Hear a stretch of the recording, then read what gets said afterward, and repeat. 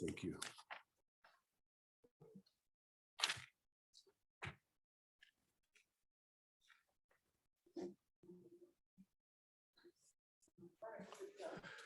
All right, so welcome everyone to the regular business meeting of Reading City Council here on Monday, March 14th. We are going to open the this evening's meeting with the invocation by Joby Soisman, leader of Celebrate Recovery. And we will then remain standing for the Pledge of Allegiance to the flag. Joby, if you don't mind coming to the podium. Oh, Well, virtual. I'd like to Oh, come to the I'd like to come to the podium, but I'm actually sitting in my living room on Zoom. right, Joby. Well, welcome. We'll let you lead the way, and then we'll do the Pledge of Allegiance when you're done. That sounds terrific.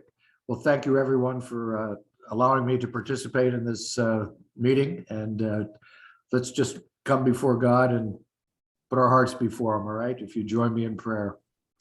Almighty God, I am thankful that you, in your wisdom, have placed these men and women in a place of authority over the city of Reading. You've chosen them by name and handpicked them, and it's your sovereign plan for this city that it's our desire that that be carried out. So I would ask that tonight you would give each one of them wisdom beyond what their human capabilities are.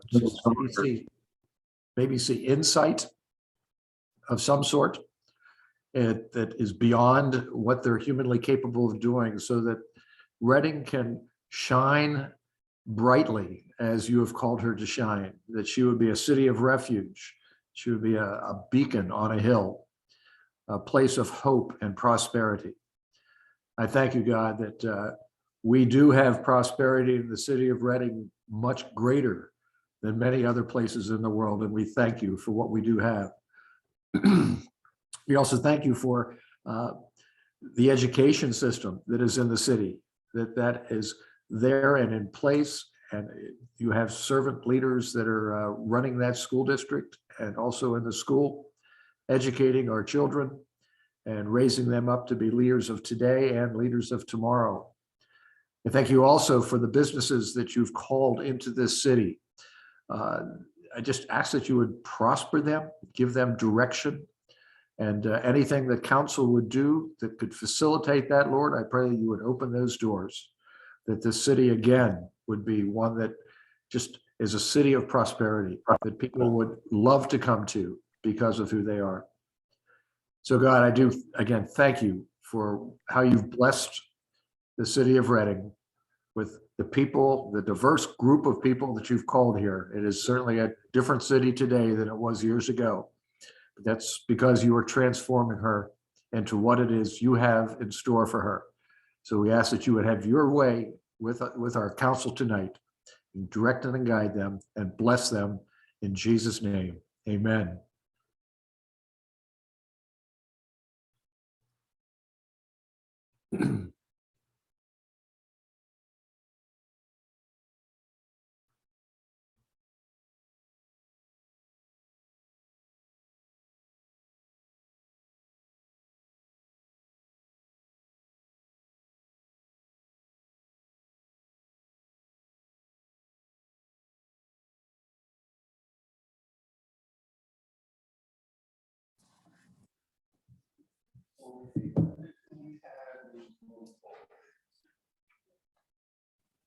Mr. Butler, Here.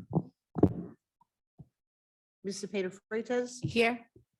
Ms. Goodman Hendershitz, Here. Ms. Reed, Here. Ms. Ventura, Here.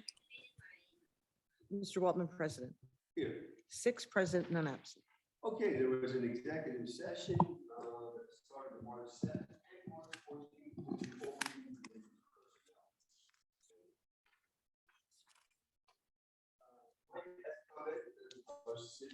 Can't hear you, Jeff. Mike. Thank you, Melissa. I want to just restate there was an executive session on March 7th and March 14th at the beginning of our committee of the whole meetings relating to personnel matters.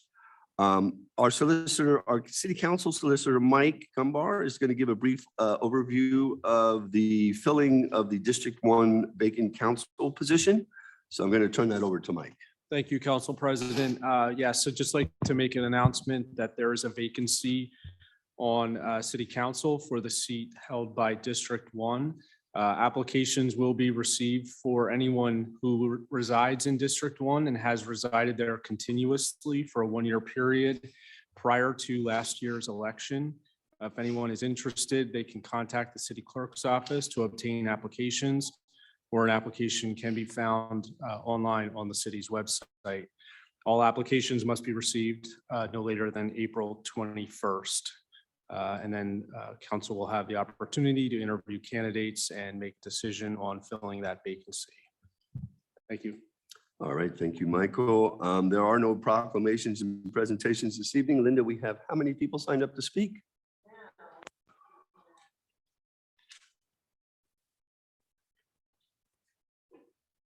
8. I'm going to ask that Councilwoman Reed please read our public comment guidelines prior to announcing our speakers. Thank you, Mr. President. To comment at a regular business meeting, citizens can register by calling or emailing the city clerk's office by noon on the day of the regular meeting. Instructions to access the virtual meeting app or dial in will be provided upon registration. The council number is 610-655-6205, or you can email council, which is council@readingpa.gov. Public comment for regular business meetings will also be accepted in writing by 4 p.m. on the day of the meeting through an email to council@readingpa.gov.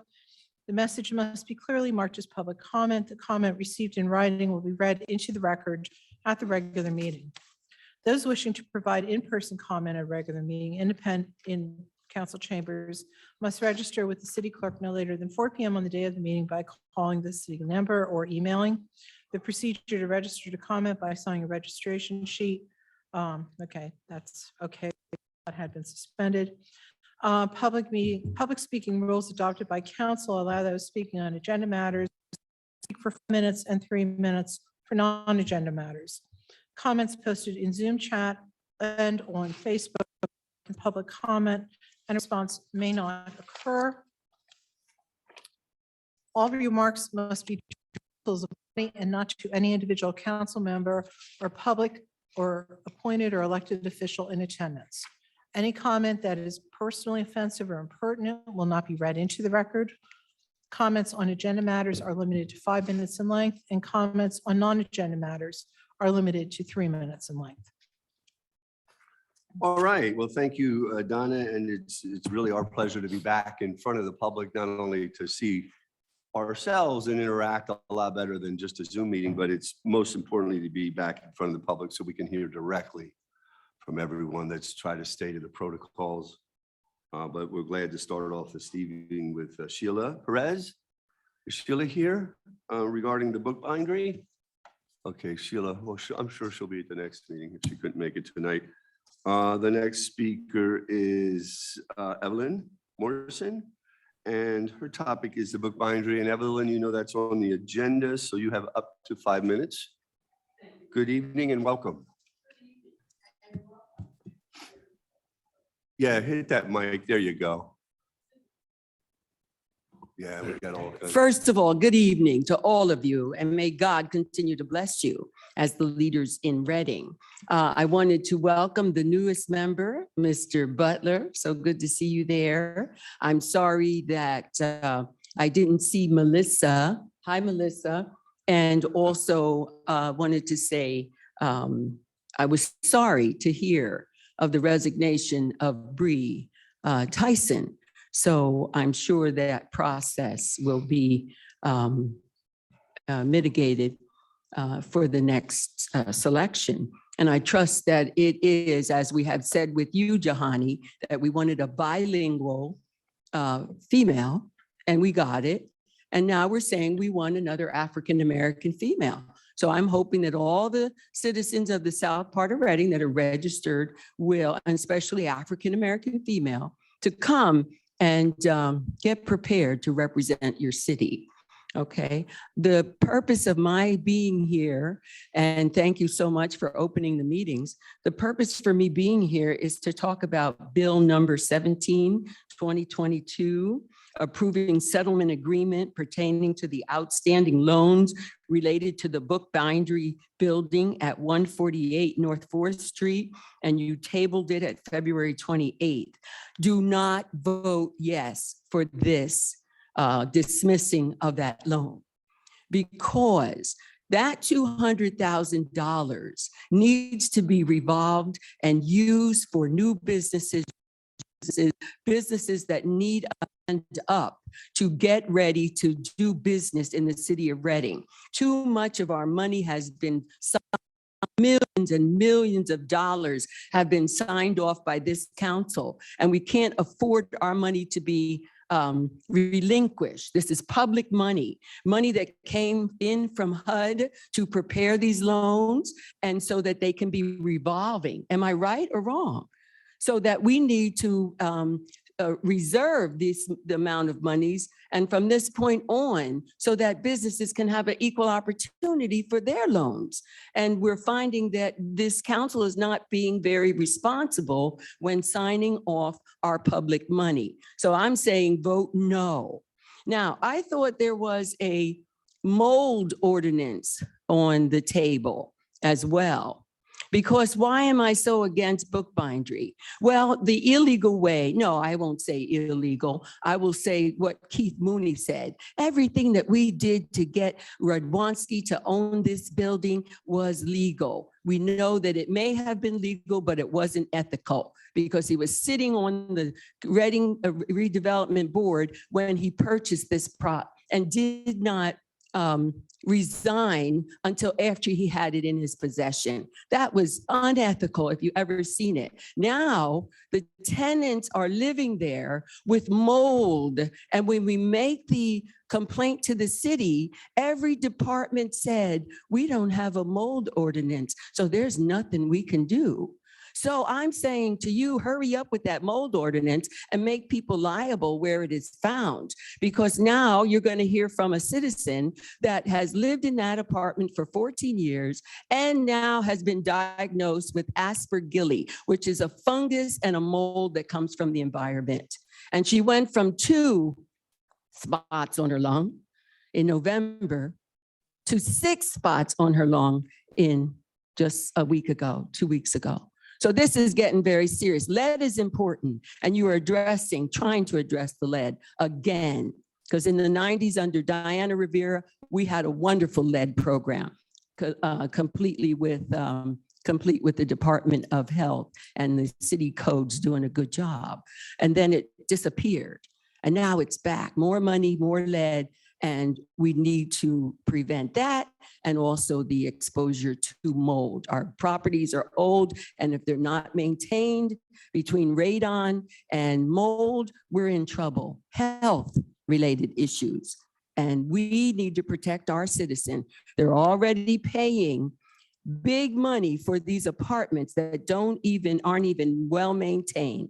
And after COVID, these landlords have gotten plenty of money from the rental assistant, but yet codes did not mandate that they maintain a safe, affordable, and decent as HUD dictates. So in 2 words, no and yes. No to the Bookbindery and yes to the mold ordinance. I didn't read it in detail, but I'm going to support that you understood. Okay, that's a nice sound. Thanks, Linda. Okay, Thank you, Evelyn. thank you. Have a good day. Thank you. Thank you. All right, our next speaker is Kim McKnight. And Kim, I believe, topic is the Bookbindery. And you have up to 5 minutes since it is an agenda item. Welcome. Good evening, everybody. Well, I was here about a business that my family owned. It's a 3rd generation McKnight's Cafe, 3rd generation business. Started with grandparents, my father and myself. And my I took care of my grandmother until she passed with cancer. And then my father went in remission. He passed with cancer. And my grandmother and my mother just recently died. So there have been some hardships. You know, we've had a lot of hardships and a lot of economic assistance had been needed. And what I'm here for is we've had the business for 50 years. And just recently, maybe a week ago, received information that the property is up for blight property.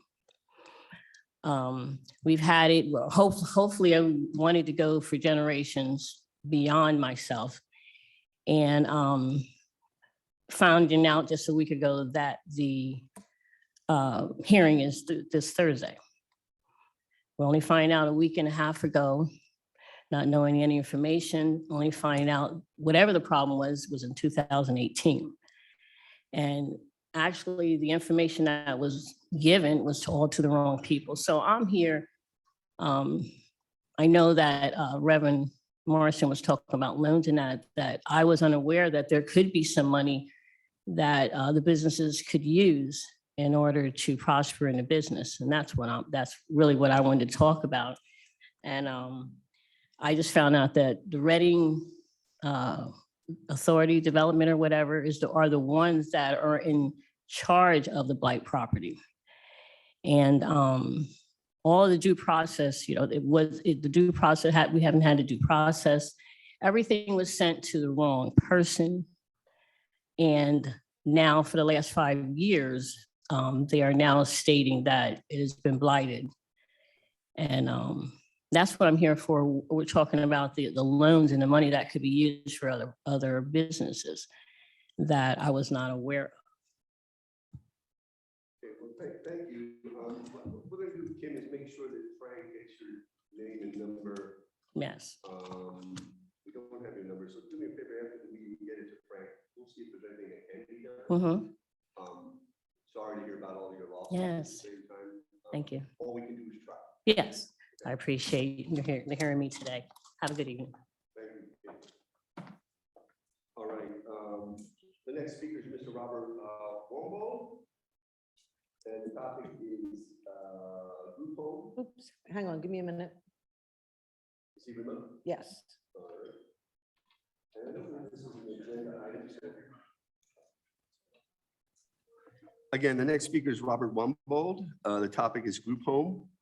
And this is not an agenda item. So Robert, you would have up to 3 minutes as soon as Linda gets you queued up via Yep, Zoom. he's in. All right, Robert, the floor is yours, sir. Thank you, Council, for allowing me to speak.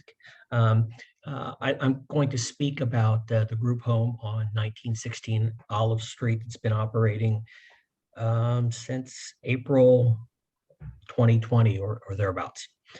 If you don't mind, I kind of prepared a statement I'd like to read. When our realtor showed us what would be our home on Olive Street, she mentioned it being located in the Heights Conservation District. We were impressed with the varied architecture and the condition of the neighborhood. We made several visits to our home before buying it and were greeted with smiles and waves, and we perceived this to be a very friendly neighborhood. Fast forward a couple years. After moving in and meeting our neighbors, we found our neighbors to be a very close-knit community that takes pride in their homes and in the neighborhood. It was noticed that a home at 1916 Olive Street had sold and a new owner was not maintaining the property. The lawn was very overgrown and the property neglected. Eventually, the neighborhood found out that the new owner, Gabrielle Dafflin, Eagle Run Holdings, was operating a group home business out the 1916 Olive Street. Our neighborhood is R1 zoned, and I believe that doesn't allow a business to operate.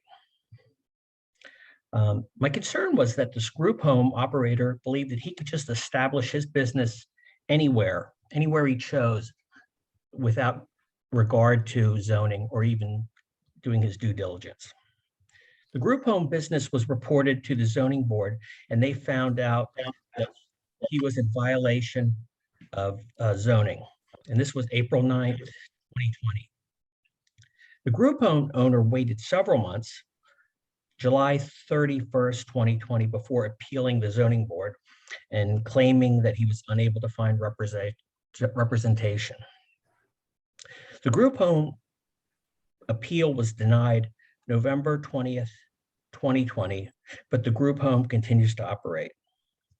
There's been several different clients in and out of that house, and they're just operating as normal. Now, I want to say I'm not a heartless person, and I don't place the blame on the group home clients that live there.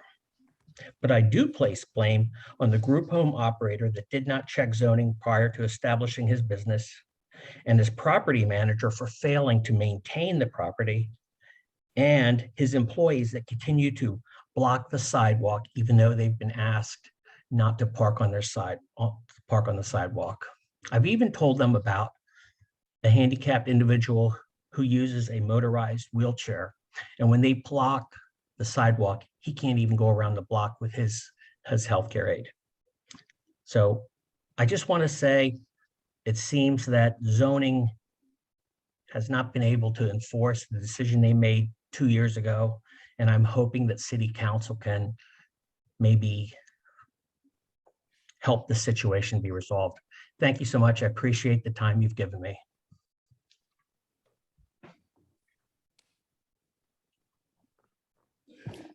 Thank you, Mr. Robert, for your statement. We're gonna have time to come back to you with some comments on behalf of council. So the next speaker I have listed on here is Chris Vasquez. And the topic is seeking Reading Ambassador designation. Chris Vasquez, are you here?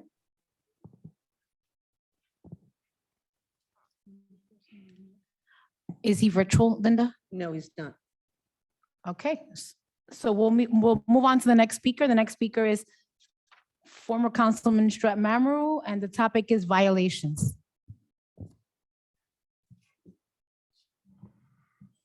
First of all, it's good to see everyone back here. It's good to see us all back in this room. I was hoping it would have happened sooner. But you know, the way things operate in the city of Reading, it take a little time. Okay, I feel like I am still a council person because people are still knocking on my door. They're still calling me about complaints. And what I do, I try to get these complaints to the right department, but they don't seem to be working.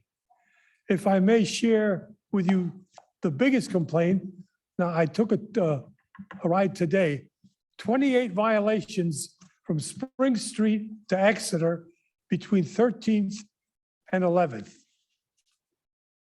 That's every day. Double park on the crosswalks. People cannot get across the street.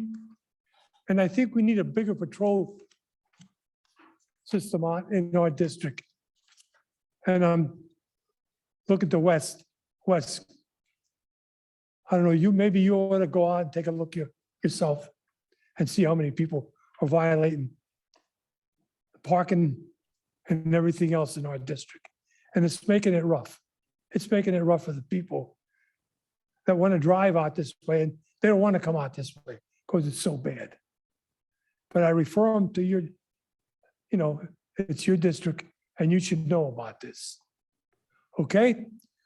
Now, we're also having a rash of shootings.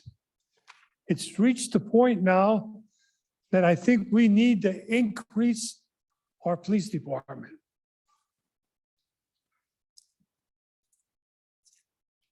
I don't hear no comments. I don't hear anything. I think it's time. I'm thinking about my 22 years as a policeman and detective and living out in my district since 1950. It's getting bad. It's getting real bad. And as long as we do not make some apprehensions or do something about this, it's going to get worse. Now, what can the citizens do? They need to know that if they see something, they don't have to get involved, and they shouldn't. especially if there's a fight or somebody with a weapon, do not get involved. See if you can get a license number, call it in immediately. You don't have to give your name. If the police officer insists on the name, you tell them, no, I'll give you the information, but I'm not going to give you my name. A lot of people are afraid. But it's gonna get worse. This is like in November, from November to January, because of the holidays, how bad it gets in everything. Now, this is starting now. Spring is in another couple of weeks, and it's gonna get real bad. I'd appreciate it if you get complaints like this, go on. I was hoping the chief would be here, to let him know, but somebody should tell him, it's getting bad out in our district. Wes, maybe you can talk to the chief. All right, Strat, do you want to wrap up for us quick? Thank you. Thank you. Good to see you, Strat. I'll see you on the 28th. All right, thank you, sir. Our next speaker this evening is Anne Marie Wolf. Anne Marie, go to the podium, please. You have up to 3 minutes. Welcome. Good to see you. How are you doing? Fine, someone said earlier up on the screen about learning and stuff, and people have to be confident so we won't have as much crimes and stuff. Right. And I wanted to have a group with this. I have to pick out a page. It's just, I had some pages. Just because you feel confident does not mean you have to attend every argument you're invited to. You got to speak up for yourself and talk about how you're confident. And let's see. See, there's 1,000 paths of confidence in here. I like to read it to a group, maybe of kids or teenagers, so they can come confident with each other and talk about how they can be confident. Sure, not have to prove to each other that one's better than the other, right? Yeah, and there's others in here. I like to show it to somebody here because I can't just read them all out Why don't you just together. read one more, Anne Marie, and that way the public will get to hear it, okay? Okay, let me see. Confidence wait a minute. The foundation of confidence is integrity. Talent is important, but it is driven by integrity, which I don't really understand. See, sometimes I don't understand. And this is another book, 14,000 Things to Be Happy About. I like to read it and ask them how it makes those people happy, so we can talk about happiness and not all this negativity. There's too much negativity in Reading. And I like to start somewhere. I don't know where I could start. Have any Well, ideas? Well, we don't normally get into public dialogue, but if I were you, I'd go down to the Reading Public Library, the main branch, and see if there's a way if they could promote both of those books to some of their youth programs. Yeah, I like your yeah. concept. Somebody told me long ago, do I want to be right or do I want to be happy? And I said I want to be both, but I'd rather just be happy. You don't always have to be right. So I would start there, Anne Marie. I think you have a great concept, and that's a way of serving the kids through the library. Yeah. Well, then I already kind of said they wish they would have thought of it sooner, so they're doing it. I just thought maybe you had other ideas if the library was gonna work, and you have any other ideas? It's worth a try. Yeah, because the library said yes. I thought maybe you had any other ideas for me. Yeah. Well, the other ideas, you could talk to the Olivets and see if there's something they would entertain because they deal with a lot of the children. Books like that, certainly on their bookshelves, would be helpful. All right? Yeah, well, I wouldn't really do it on the bookshelves. I would read it to them and talk and get them together in a group. Well, and it's a stuff. possibility as well. Well, thank you for speaking and your continued input. You always have positive ideas. So thank you, Anne Marie. Our final speaker this evening is Tiffany Hancock. And Tiffany, the topic is the book bindery. That is an agenda item, Tiffany, so you do have up to 5 minutes. And we welcome you. Welcome. Hi, good afternoon. I'm a 54 African American, as you can see, a single parent. I lived at the book bindery for 15 years. 4 years ago, me and my daughter were sitting at the table, and all of a sudden, my lungs just collapsed out of nowhere. So I was rushed to the hospital. I had emergency lung operation in the ER, and then they took me upstairs, and they kept me upstairs for like maybe 4 days. 3 or 4 days. I'm not sure exact time, but I was there for a couple days. They inflated my lungs back up and my lungs were good. They did an x-ray before they let me go home. I got home, they released me at 11 o'clock. I got home, it was like 11:10, 11:18, somewhere around there. By 11:35, I was back on the unit in the hospital. My lungs had collapsed again. I put my key in the door and it just collapsed.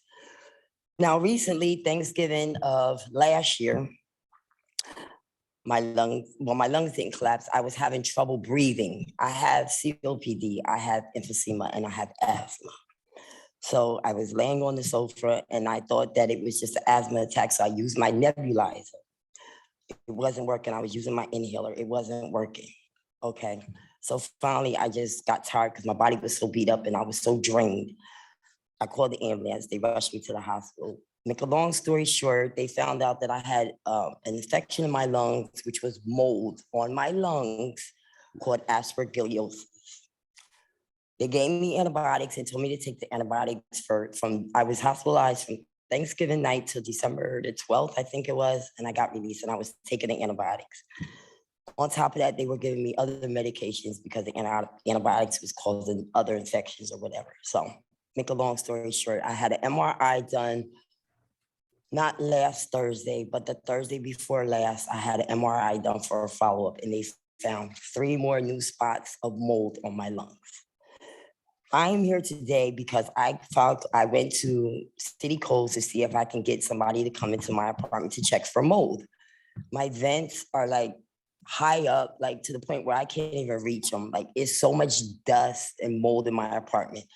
I've asked multiple times for carpet changed in my apartment. From what I understand, carpet should be changed every 5 years. I lived there 15 years. My carpet has not been changed.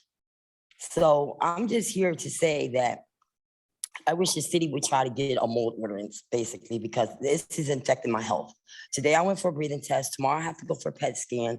I have to go for more tests because they want to make sure that it's not going towards my heart. They want to find out what type of medications they're going to put me on, if any, or if they have to do any type of surgery to remove this mold on my lungs.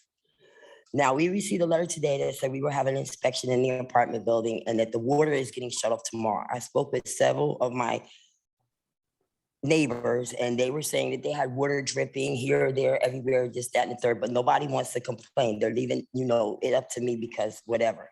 But I'm not worried about them. I'm worried about my health. Excuse me. Mainly at nighttime is when it flares up the most. But I have my windows cracked. I have a humidifier. I have a fan blowing.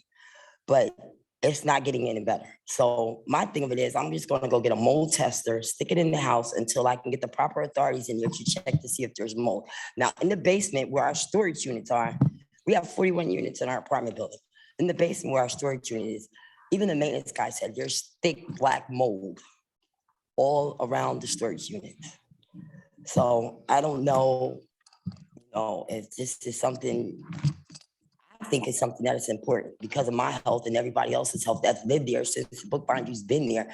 2 of my other neighbors diagnosed with cancer, breathing problems. People are complaining about they can't breathe. Excuse me? Somebody please cut your mic off. Go ahead, No. Ms. Hancock, please. Yeah, so, I'm here because I'm worried about my health. I have a grandson that's 4 years old Oh. and I'm like, part codependent with my cousin raising him. He has asthma as well. So I don't try to get him in the apartment as much as possible because I don't want this to affect him because he has been in and out the hospital for asthma attacks. We haven't tested him yet because he's too young. But all of a sudden, I just came up with all this breathing issues and stuff. Like I said, I've been here 15 years. 4 years ago is when it all created, but now it's getting worse. And I asked the doctors why they didn't see these mold spots on my lungs 4 years ago. And they said because it was probably in hiding. It was probably like hiding somewhere. And because I had a flare up with my asthma and my emphysema and my COPD, it pushed it out in the open. Okay, so Ms. Hancock, we need to wrap you up here, and we don't normally interact, but I have written down for the council agenda to review what we may or may not have as far as a mold ordinance. It's certainly an important issue. I don't know if it is or isn't the cause of your problems. I'm not saying it isn't. Oh, it definitely But it is because- incumbent on us to look at it. So we, in the coming weeks, are going to add it to our agenda to review it. You can certainly check back with us in a month or so to see if we've made any progress. In the meantime, we wish you good health. Thank you. Again, it's the least we can do is take a close look at it to make sure that this is. And I'll allow for any other brief comments from any council members relevant to any speakers. Thank you for coming. Thank you. Anybody else have a brief comment, not replicating what I said, but to any of the speakers this evening? Go ahead, Donna. Do we have nothing on our codes? We're going to look at that. We're gonna Okay, look. okay. I think that's really important to let. I the think it's public know. important too, yeah. Yeah. Absolutely. Okay, so thank you for coming, everybody, for speaking. We really appreciate hearing directly from the public and especially on important topics like people's health. So let us move on then to the approval of our agenda in minutes. One of the modifications we are going to be making under the agenda is withdrawing Bill 106-2021. So that will not be part of the agenda once we approve it. We will resurface that ordinance when we're a little more prepared to do so. With the approval of our agenda and minutes will be the regular meeting minutes from February 28th and the committee of the whole meeting minutes from February 28th, March 7th, and the March 7th nominations and appointments committee. Also included with the approval of the agenda and minutes are the consent agenda items. I will read through them pretty quickly. The first one is an award of contract for maintenance support of the current VSU Video Safety Unit to LTW LL Pinebrook, Jersey, at the cost of $86,684.92. The next resolution is appointing Mr. Wesley Butler to the Nominations and Appointments Committee. The next resolution is ratifying the rescission of the 90-day declaration of emergency executed on January 3rd, 2022, and further ratified on January 10th, 2022. The next resolution is agreeing to the alternative form of financial security for the municipal improvements related to the Habitat for Humanity Gateway Improvement Project as per the saldo. The next resolution is authorizing the purchase of 5 new patrol vehicles to replace aging frontline vehicles in the police department fleet to Whitmore Ford in Mount Joy, PA for the cost of $301,270. These vehicles are coming with 5-year, 75,000-mile warranties. Quotes were received from 3 CoStar vendors. Whitmore Ford, Inc. is an authorized City of Reading vendor and also a member of CoStars.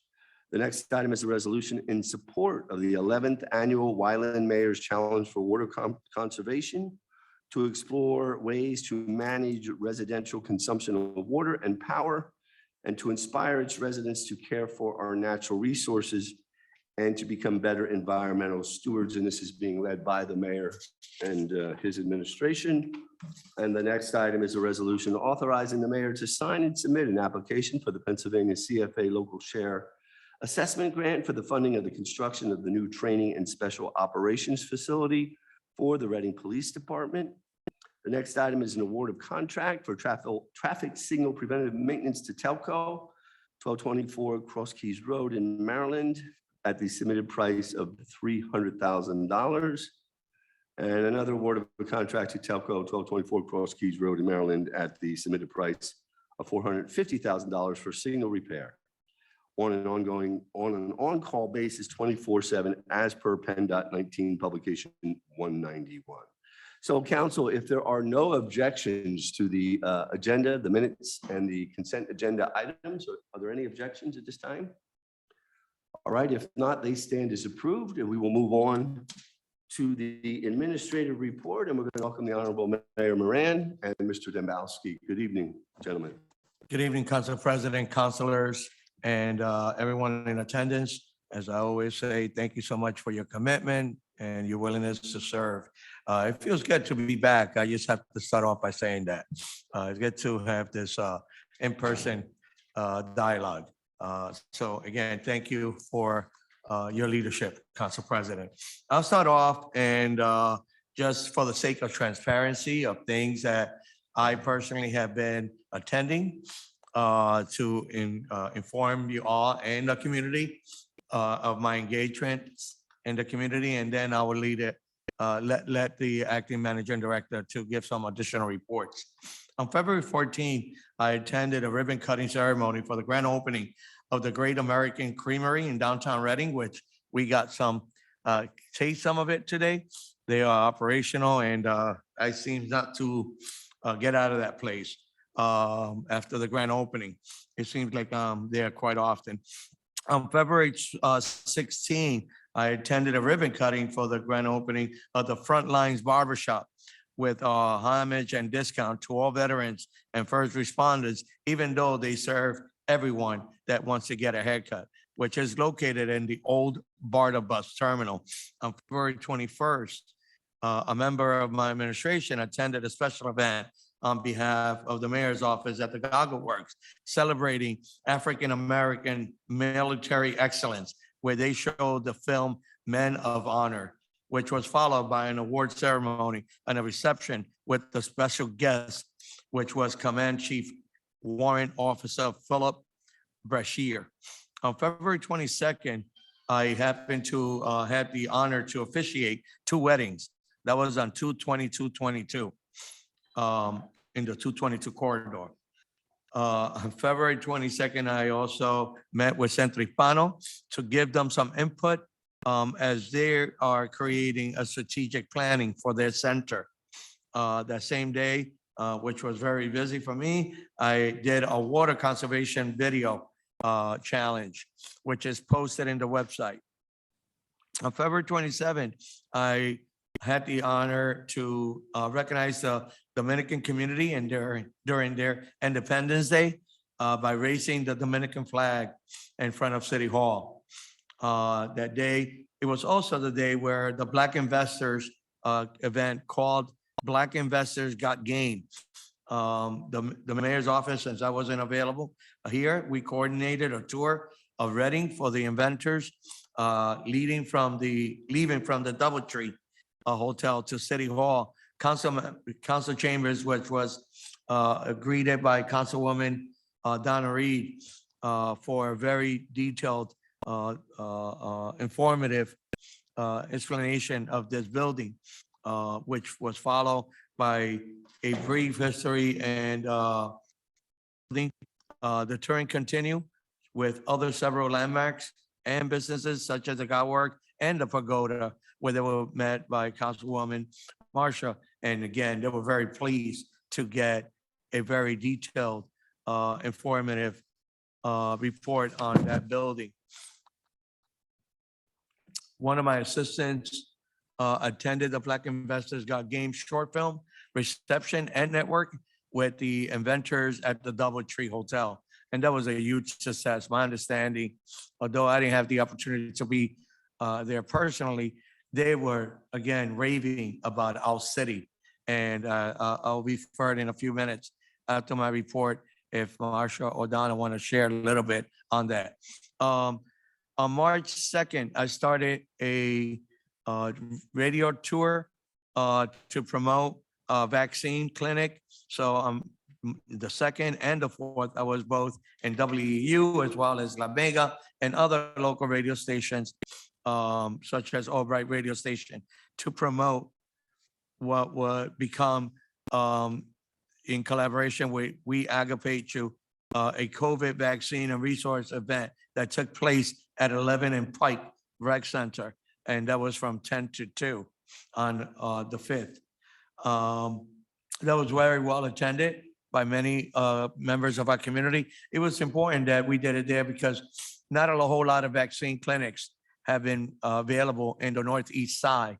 A lot of it has been concentrated mostly here or even in the 18 Ward area by the Olivets. So it was really good that we had it there and we were able to vaccinate and test quite a few residents.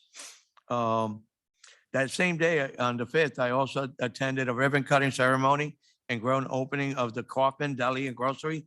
This new business will provide and generate sustainable income to approximately 6 individuals. With this being the 3rd business opening during this report period, we affirm that Reading is definitely open for business. So that is really a pleasure for me to see that small businesses are still opening in our city. On March 8th, I did a site visit and tour to the Salvation Army on Fifth Street and Spruce in Reading in an effort to become more aware and support all of the different programs that they offer for housing, food, utility assistance, and more, to say the least. March 11, I visited the Reading Public Library for a presentation given by Ms. Michelle Scribick of Commuter Services of PA, a not-for-profit organization that serves as a resource to alleviate the cost of transportation for people commuting from to work, provided them with free transportation. This is really intriguing. They are collaborating with the public library, the Commuter Services of PA, as well as some major local and surrounding businesses that, especially with the gas prices is the way they are, they're trying to assist in providing them with transportation to and from. So it's really a win-win for those that want to capitalize on that service. I definitely want to take this time, if I could, please, to congratulate the Reading High School basketball team who won their Berks and District Championship. Unfortunately, yesterday, the state run was cut a little short in Eastern PA, which I was in attendance. But again, these group of young men, coaches, staff, cheerleaders, have to be commended for the attention that they bring to our city, the pride that they bring to our city. Being there yesterday in Eastern PA, an hour and 15 minutes away, and seeing that 90% of the fans in the stand were for Reading, man, it gives you such pride. You know, we have a former basketball player currently sitting in council, Mr. Wesley Butler. Again, don't know how much of an impact you guys make to our city. So I thank you and I thank them for everything you have done for our city. So congratulations to them. Last but not least, I want to acknowledge that I will be joining the Reading Area Water Authority efforts to advocate for intergovernmental funding for the Ottolenghi. Did I pronounce that? Ottolenghi. Okay, there you go. And see, Ottolenghi Dam upgrade. RAWA is forming a coalition to seek federal, state, county, and local funding. RAWA Executive Director Bill Murray has already met with over 42 elected officials and or staff members, and feedback has been very supportive, to say the least. So I will join those efforts to advocate on behalf of the dam, as long as I had a conversation with Council President a little while ago, and Vice President Cepeda, and we will definitely make sure that we continue to collaborate to find as much funding as possible. We're going to turn every rock that we can. That is my humbly report on activities I have attended in the recent past, and I'm going to pass it to our acting managing director to share some additional reports. Thank you, Mayor. Thank you, members of council and the viewing public. I will be providing a brief summary of the administrative report that was sent to council. The Community Development Department continues to meet with various developers on current and potential projects. In the report that was provided to you, there's a list of different projects that are ongoing. They're near completion. So for this, I won't go through each one, but it's in your packet. As I shared at the last administrative report, one of the things that we're adding to our administrative report is performance indicators. And the purpose of having these performance indicators helps evaluate the progress and impact on different departments. So for this month's report, for this bi-monthly report, we're focusing on community development. So on your report, there's a lot of charts and data. So I won't go through every little piece of it, but I'm going to quickly highlight some things that may be of interest. The first data set I'm looking at is from the Property Maintenance Division, and it's a list of the quality of life report for the month of February.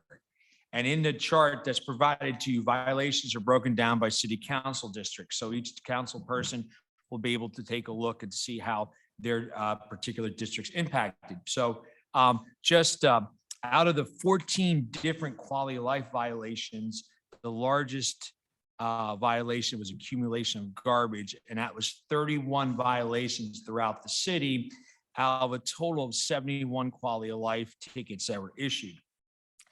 Quality of life tickets are usually kind of seasonal, so as we get into warmer months, you'll see it's just going to be an uptick in those type of violations.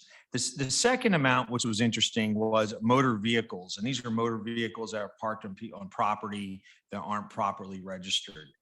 The second data set I have here is a list of the inspection summary of the PMI. Just give you a quick idea. 109 properties passed inspection and 256 properties failed inspection. So to me, that's a data indicator to take a look at to see what may be the major reason why some properties are failing inspections. I'll go one more data set here I have from the Planning and Zoning Office, and all this is for the month of February. A total of 1,803 actual items. And what does that mean? There's a whole list of different things. For example, there were 324 walk-ins this month on February, 355 phone calls. The city received 46 permits, new permits to review. 11 actually were returned because they were incomplete. So that indicates to me we should take a look at the process to see if there's something in there that may be not real clear for our residents, why so many or 11 are being incomplete. So this data really helps me be able to work with the directors.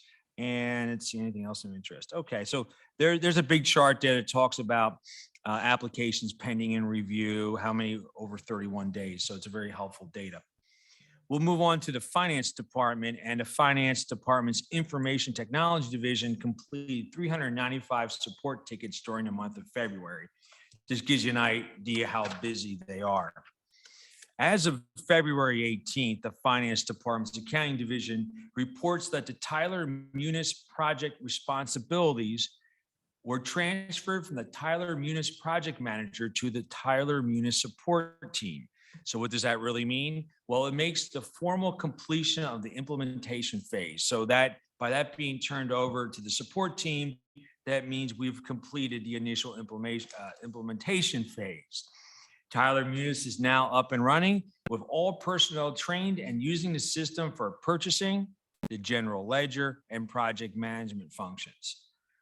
In the report, the Finance Department's Purchasing Division lists following updates on RFQs, RFPs that are currently out for consideration, and most of them will be coming at some point to council for approval. The Fire Department is experiencing a supply chain delays with the fire purchases. The tower ladder is now delayed till late April of this year. It was initially scheduled for November of 2021 for delivery.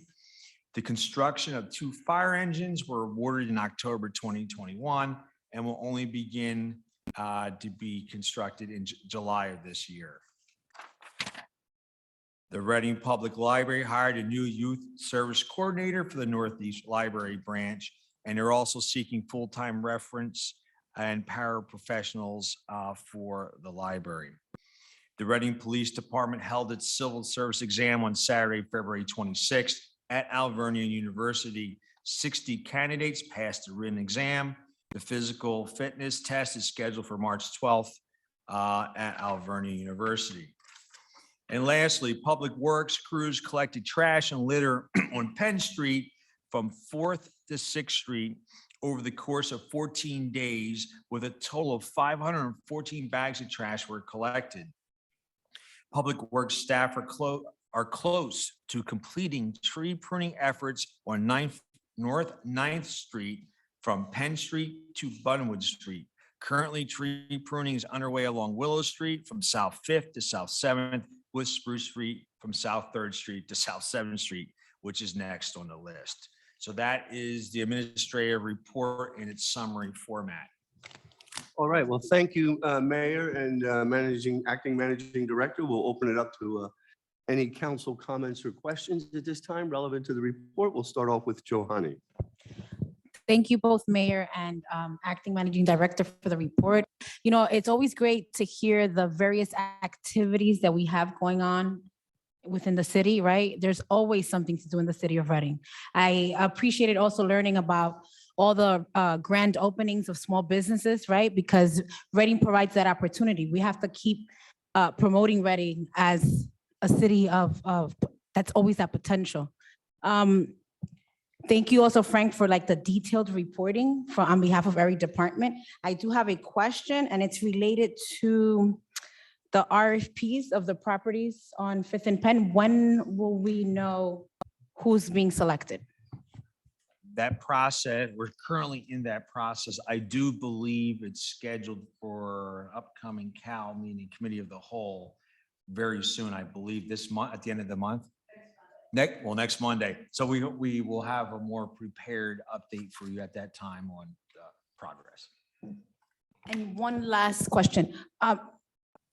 Permit applications, are people able to apply for permits electronically with this new software system, or they have to still submit in person? The new software system is, at this point, is really internal for internal staff.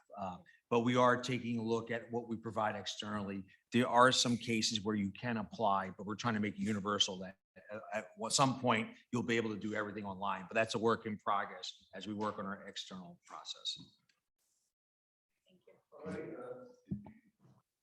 To questions, anyone? All right, if not, I just want to, go ahead, Mayor. Yeah, you know what, something that I forgot is after I heard you talk, Johnny, that this Saturday, as we recognize Women's Month, the Dominican Association of Pennsylvania had an event to recognize some extraordinary women in our community. And I'm grateful that one of my staff members, even during the snowstorm, was able to go and spend several hours where they also delivered several certificates of congratulations from Councilwoman Johanna Cepeda Freitas and some encouraging words on my behalf. So again, you know, a lot of things are happening in our community, and not even a snowstorm will stop us. So I'm grateful to see the community coming together.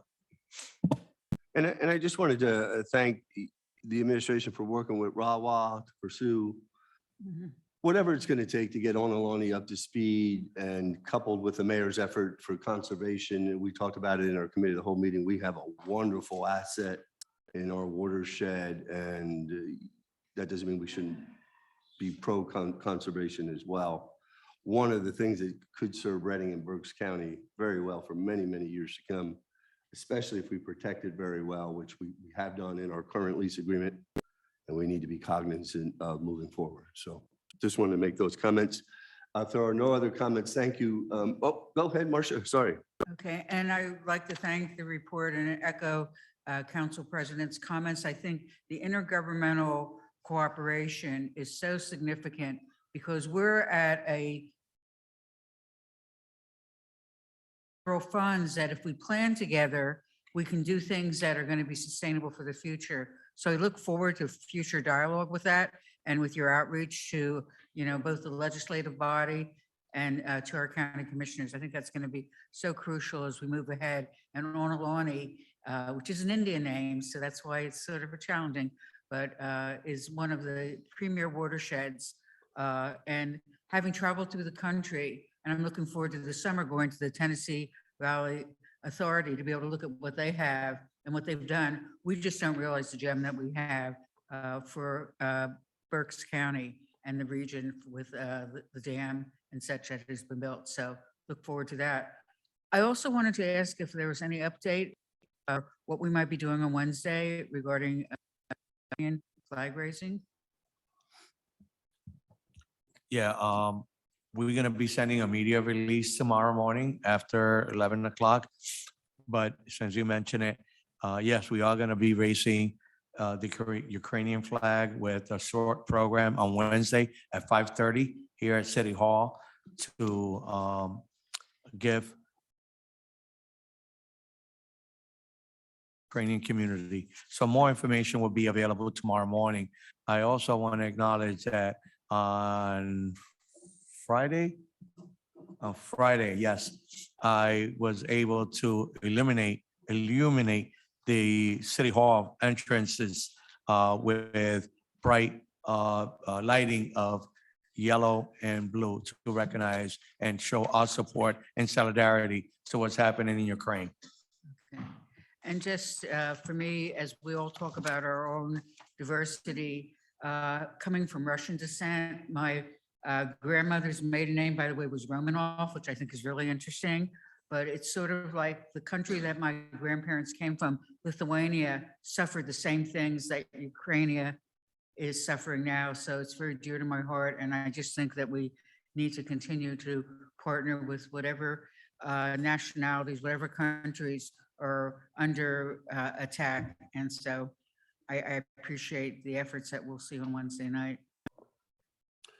All right. If there are no other comments, we'll thank the Honorable Mayor Moran and Mr. Dembowski for the report. And we'll move on to the report from our Honorable City Auditor. And I'll introduce Maria Rodriguez. Good evening, Maria. Good evening, Council President, and good evening all. The first item on my report is an update as of February 28, 2022 on the real estate. For each transaction that each property that is sold in the city received 3.5% on the value of the real estate transfer tax property. In the month of February of 2022, there were 172 real estate transfer tax transactions, of which 135 were taxable and 37 were not taxable transactions. And a total of $512,582.49 in revenue was recorded during this month. For the current year, $5.5 million was budgeted for this line item. And for the first 2 months of 2022, about $1.2 million has already been collected for the real estate transfer tax. The second item is the admission fee tax of annual day as of 12/31/2021. The majority of this revenue collected for the admission fee tax come from events, concerts that take place at the Santander Arena, the Performing Arts Center, the Reading Royals, and the Reading Fields. Normally, $500,000 is budgeted annual item. However, due to the pandemic, only $93,299 in revenue was recorded in 2020. Because of the revenue shortfall in 2020, only $200,000 was budgeted in 2021, and no revenue was recorded during the first quarter of 2021. However, a total of $297,567.26 was collected as of year end. The third item is the Reading Parking Authority revenue of day as of 12/31/2021. In the month of March 1st, 2021, the City of Reading and the Reading Parking Authority entered into an agreement where the Reading Parking Authority will make annual payments to the city in the amount of $1,761,000. Although the city only budgeted $518,000 in revenue for this line item for 2021, as of October 31st, 2021, the city had already recorded about $1.5 million from the Reading Parking Authority as a result of this agreement. The 2022 budget reflects a more accurate budget for this line item. It incorporated this annual payment that will be received from the Reading Parking Authority. This is my report for tonight. I'm open for any question that you might have. All right, well, thank you, Maria. The auditor is open for any questions or comments from members of the body. All right, if not, just a brief comment. Just for the admission fee tax, we can see that the revenue is coming back. So Yeah. that's a good sign on the admission fee tax. And I And- see and- that this, for the, this year already, good revenue is coming out from the Santander Arena and the Performing Arts Center as well. So. And I will add, the real estate transfer tax, wrong, right, or indifferent, because you certainly could argue someday pulling that back a little bit, has us in some areas, but it's helped us a lot. And I remember talking with Mayor Srirachi, right, in Lancaster. They have so few dials that they can turn, unlike we've been able to adjust a couple along the way, and they've helped us. Some may say they've hurt us a little bit too, but it certainly continues. Every time we're using a 3-5 year weighted average on that projected funding stream, and we're still overshooting it, year in and year out. So, maybe the time comes where we roll it back a little bit, but it's helped us keep property taxes down and keep the city safe. Police, parks, all those things. So appreciate the continued update on those, Maria. If there are no other additional comments, we'll just thank you for your report and Thank you. welcome back to the chambers. Thank you. I think we're all smarter, by the way. Maybe it's Yeah. maybe my vision's going on, but I'll have comments on that later on. Even on real estate transfer tax, we doing what I think very well so far. 1.2 million for the first 2 months of this year. Well, So that's- reporter that's asked me a good couple revenue. days ago if I prefer in-person meetings, and hands down, I do. I just think there's little innuendos. I think there's better thought. I think we can see each other. I just think it makes much more of a productive meeting. Zoom had its moment. It had its time. It did what it needed to do. But there's no doubt in my mind, just tonight alone, to your point, Mayor, being back in person, it's much more productive. So, all right. So thank you, Maria.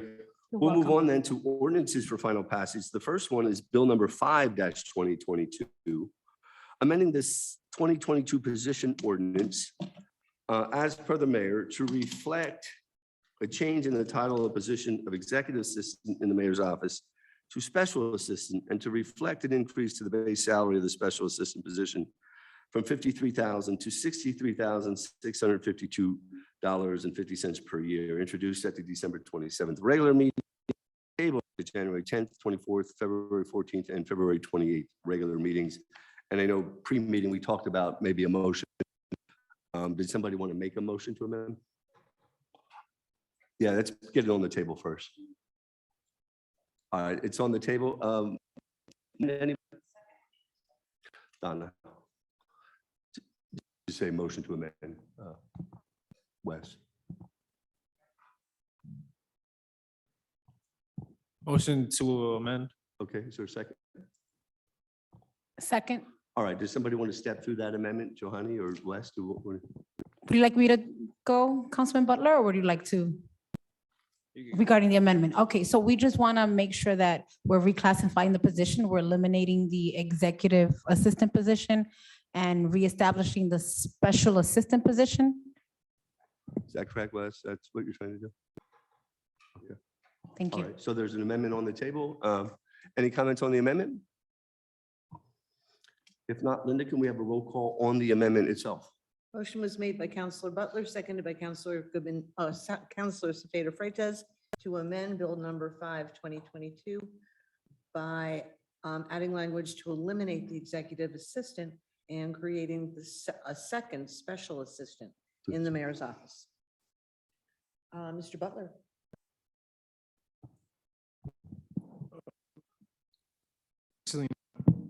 Oh, no, you would support your amendment if you said yes, Wesley, just to be clear. Yes. Ms. Cepeda Freitas, Yes. Ms. Goodman Hintershitz.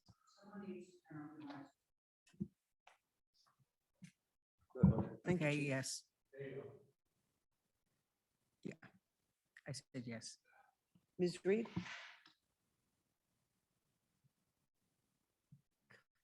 Yes. Ms. Ventura, Yes. Mr. Waltman, President. Yes. 6 yeas, no nays. All right, so the ordinance has been amended as per the request of Johanny and Wes. So we're going to vote on the amended ordinance. Any comments on the ordinance itself as amended? If not, Linda, can we have a roll call, please? Motion was made by Counselor Goodman Hintershitz, seconded by Counselor Reed to enact Bill number 5-2022 as amended. Counselor Cepeda Freitas, Yes. Ms. Goodman Hintershitz, Yes. Ms. Reed, Yes. Ms. Ventura, No.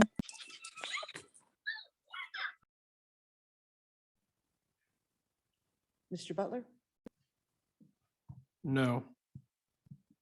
Mr. Waltman, President. Yes. 4 yeas, 2 nays. All right, the next ordinance is Bill number 17-2022, approving the settlement agreement pertaining to the outstanding loans related to the Bookbindery Building at 148 North 4th Street. This was tabled at the February 28th regular meeting. Is there a motion, please? Motion to table.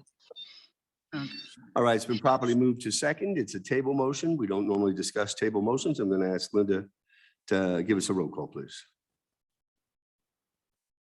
Motion was made by Counselor Ventura, seconded by Counselor Goodman Hintershitz to table Bill number 17, 2022. Ms. Goodman Hintershitz, Yes.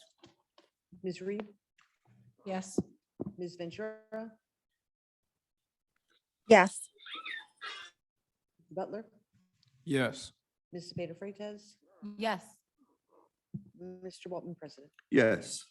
6 yeas, no nays.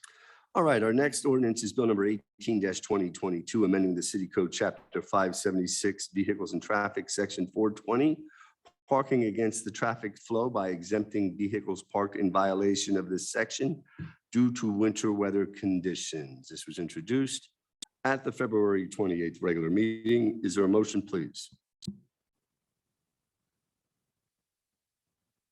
So moved. Second.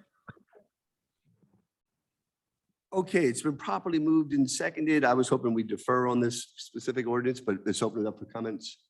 Unless there's another motion. Move to table. Second. All right, it's been properly moved to table. Since it's a table motion, we won't have any discussion. Linda, can we have a roll call, please? We can table it even after we just moved it. Yeah, you can make a motion at any time, yeah. Just running by our solicitor, Melissa, I'm not making it up. He said yes. Yeah, if the motion is replaced by a second motion, you're allowed to vote on that. So by default, it replaced the first motion. Good question, Melissa, though. Thank you. All right, Linda, can we have a roll call on the table motion, please? Motion was made by Counselor Cepeda Freitas, seconded by Counselor Goodman Hintershitz to table Bill number 18, 2022. Ms. Reed, Yes. Ms. Ventura, No. No. Mr. Butler, No. Ms. Cepeda Freitas, Yes. Ms. Goodman Hintershitz, Yes. Mr. Waltman, President. Yes. 4 yeas, 2 nays. Our next ordinance is Bill number 19-2022, amending the City Code, Chapter 576, Vehicles and Traffic, Section 503, and holidays exempted by retitling the section as hours of enforcement, Saturdays, Sundays, and holidays accepted, adding Saturdays to accepted enforcement and limiting the hours of parking zone enforcement to Monday through Friday from 8 a.m. to 6 p.m. This was introduced at the February 28th regular meeting. Is there a motion, please? Move to amend. Let's move it forward first, okay? Oh, sorry. That's okay. All right, so now another motion? Yep, move to amend. Second. Oh, second. Yeah. Sorry. No, we did have a second on the move. Oh, okay. So now we need a motion to amend. Now we need a second on the amend. We have that. Johanny, do you want to speak to the amendment? Yes, so what we'd like to do on for Saturday enforcement, limit the hours. So instead of 8 a.m. to 6 p.m., 8 a.m. to 2 p.m. So there's a motion on the table to not eliminate Saturday hours, but don't take them till 6 o'clock. All the other evenings would end at 6 p.m., Monday through Friday, and Saturday would only be enforced till 2 p.m. So we're gonna, anybody have any comments on that amendment? Marcia?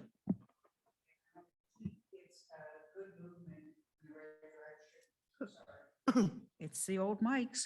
Okay, good movement in the right direction. I just feel we need to continue to look at an overall parking plan that addresses the challenges faced by residents who are living in the same neighborhoods where businesses are, because it doesn't seem like we have enough space to both. So I really want to, I'll support this, but I want to look at a longer term plan. All right, any additional comments? Donna?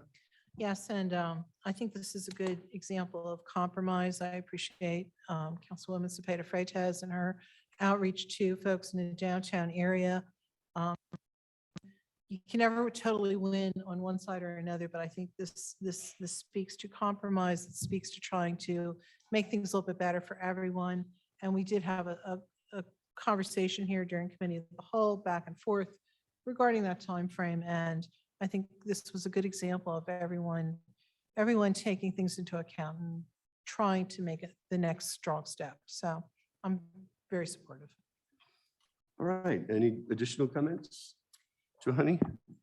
I want to just thank the body also for being able to reach this consensus, right? Because I think that, once we're elected as officials to represent our constituents and kind of like advocate for the needs of our constituents, it puts us in a hard place because we have to take into consideration so many elements. So echoing Councilwoman Donna Reed's sentiments regarding the process. And I like that we were able to create some type of win-win in this case. All right, if there are no other comments, Linda, can we have a roll call, please? This is on the amendment, right? Correct. Yep.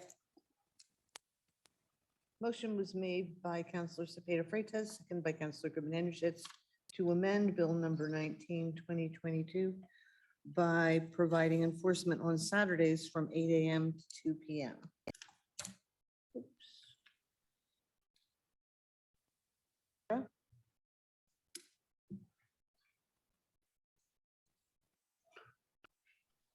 Melissa, we're voting on Yes. the amendment?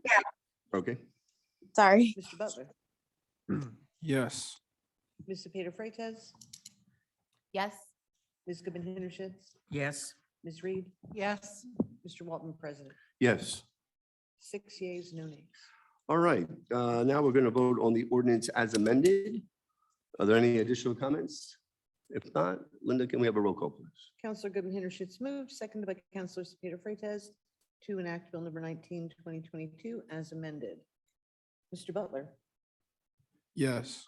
Ms. Cepeda Freitas, Yes. Ms. Goodman Henschitz, Yes. Ms. Reed, Yes. Ms. Ventura, Yes.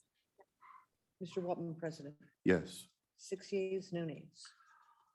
All right, the next ordinance is Bill number 20-2022, amending the budget by allocating $134,000 for the Reading Climate Corp program. This was introduced at the February 23rd meeting.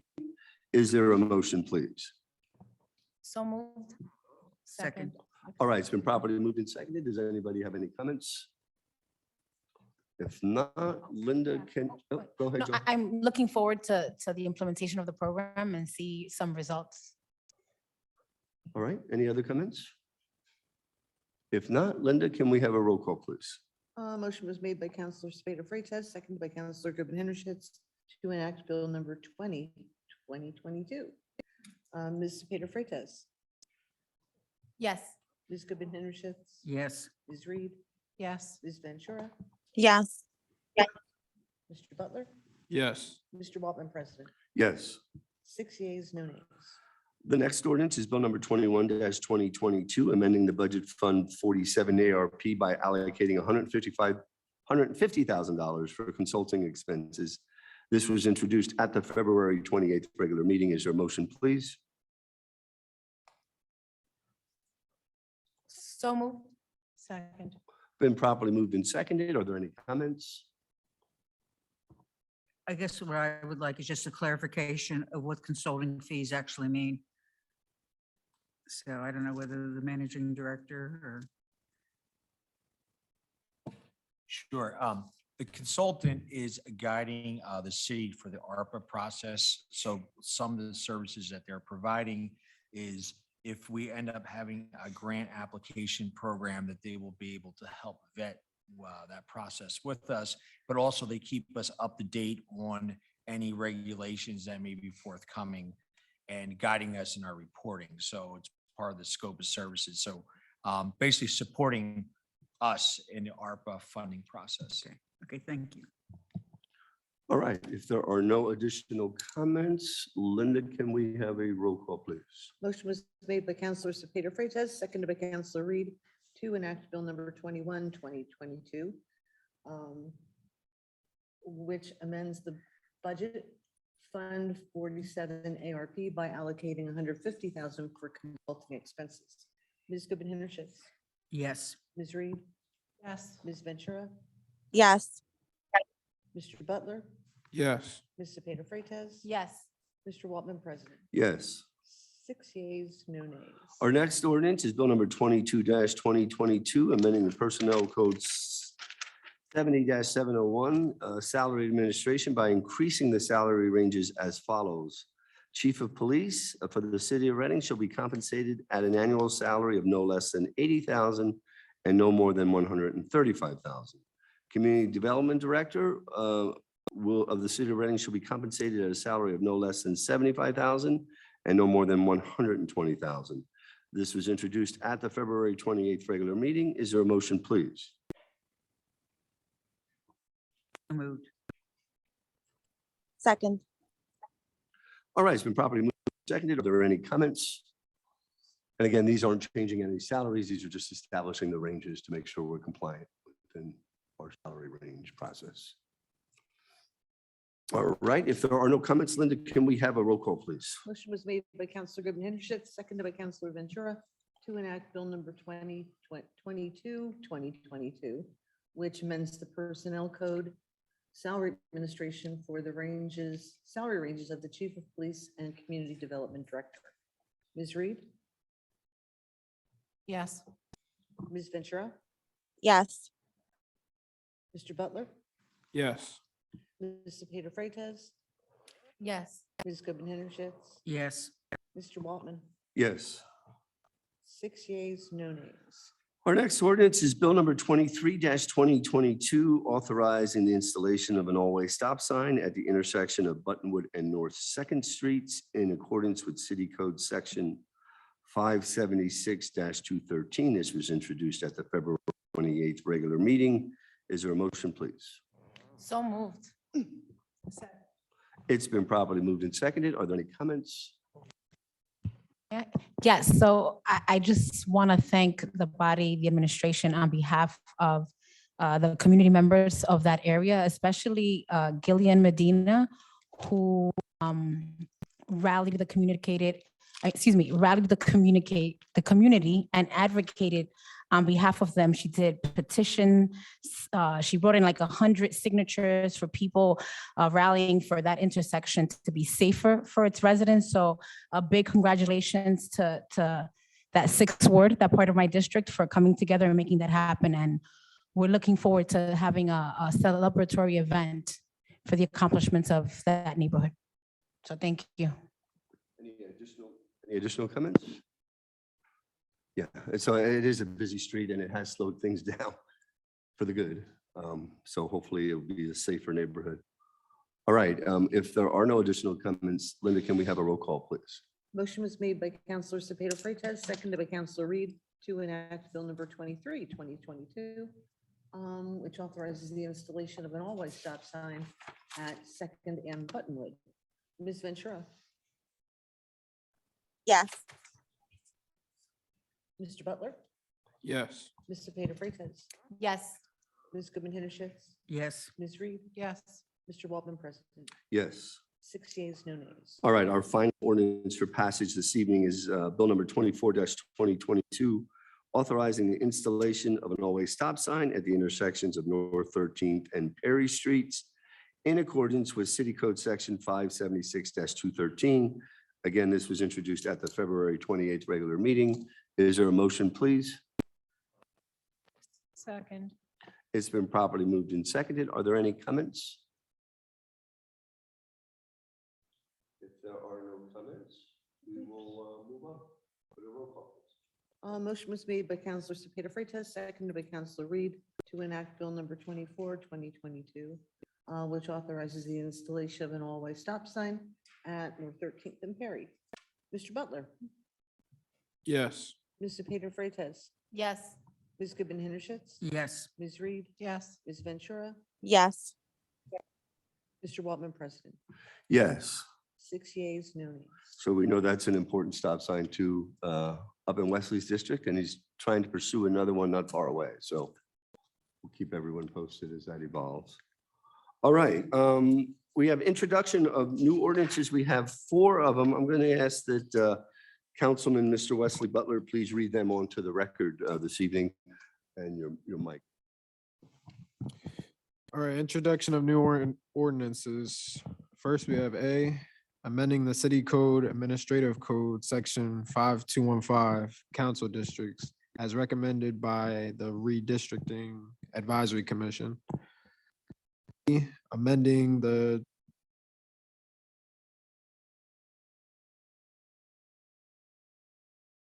PA allocation for rental and utility assistance. C, amending city code section 576502, parking zones established, traffic control to remove metered parking on the 100, 200, and 300 blocks of North 9th Street. And then finally, we have D, amending city of Reading code section 576403, parking prohibited in certain areas by requiring parking stalls on city streets and requiring that vehicles be parked between the stall lines.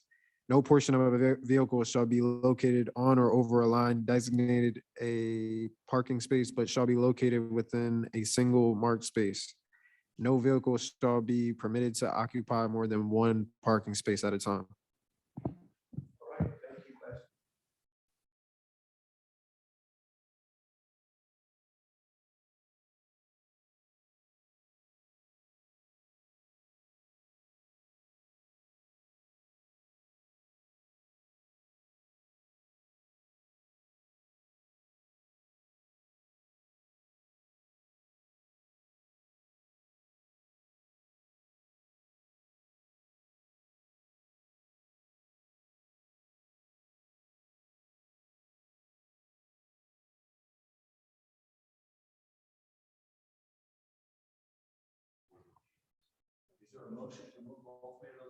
So moved.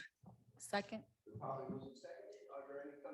Okay, so these individuals were interviewed by Councilwoman Johanny Cepeda Freitas, Councilman Wes Butler, and they were very informative interviews because we got to some of the issues around each of the places they were being appointed to. Good discussion about the Human Relations Commission, but I think what's outstanding is we have candidates that know what they're doing in serving the community and are committed to continue. So I was very pleased with that.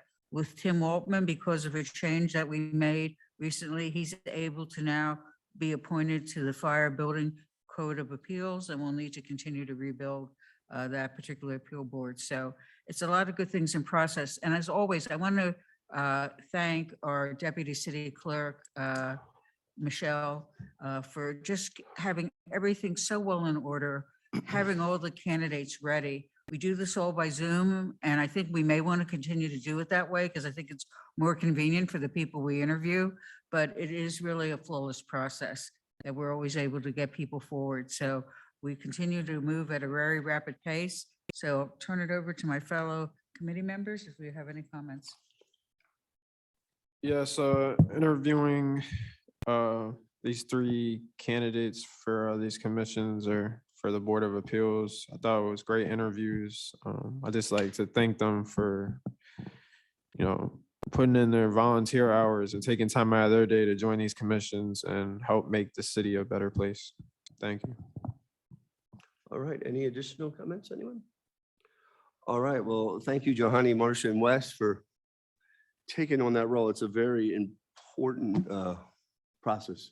These guys spend a lot of time in a volunteer capacity, and we're very grateful for them. If there are no other comments, Linda, can we have a roll call, please?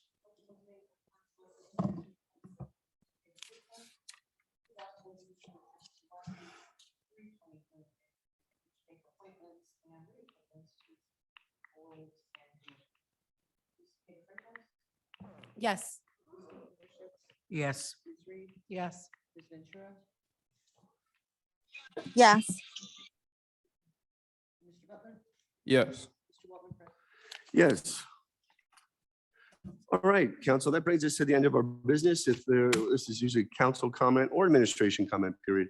If anybody has any final comments they need to add this evening, we'll start off with Donna, and we'll go around the table if anybody else has any comments. This was a joyful meeting, and we were all together at long last, and It really has been 2 years minus 2 days. It was March 16th, 2020, when we were last in these chambers. So as happy as I am to be around everyone, to see everyone, I've just received a text from someone in District 1. There's a triple shooting with one fatality at a park in the 1300 block of Mead Street. I'm not sure exactly what we can say to the citizens out there, to the residents out there of Reading, but clearly there's been an extraordinary uptick. There have been 2 double fatal shootings in my district within 2 weeks, 2.5 weeks time. One at the intersection of your district and my district, thankfully not a fatal. You know, it's no one person's fault per se. That's clearly not the case, but something's brewing in many urban areas, in many cities. And unfortunately, we're an urban area that's experiencing the same kinds of things that New York, Philly, DC, Chicago are experiencing. I think it's incumbent upon all of us who sit here as elected officials, all 9 of us, well, at this point, 8 of us, one vacancy, of course, to somehow be able to reach out to the community. They need to hear from us. They need to be aware that we truly care about this. We're not just going home and ignoring this.